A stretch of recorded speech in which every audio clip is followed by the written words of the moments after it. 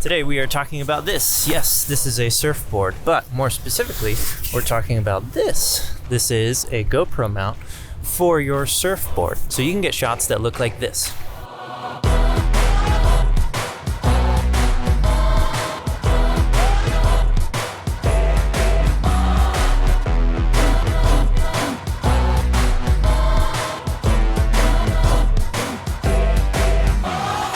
Now the first thing we have to talk about is what kind of surfboard you have.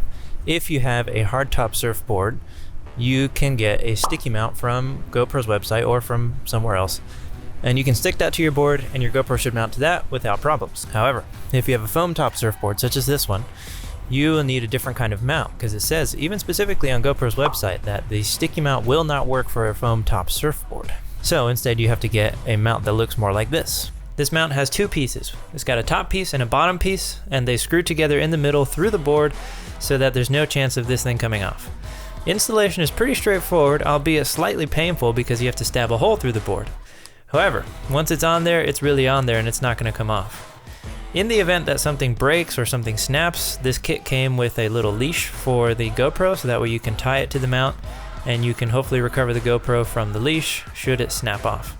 I also like to add an extra layer of protection. I put a floaty on the GoPro so it's extra visible and it'll float if it comes off.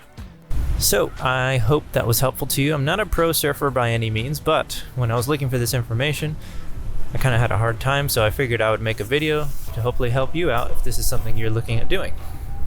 With that said, I'm getting in the water.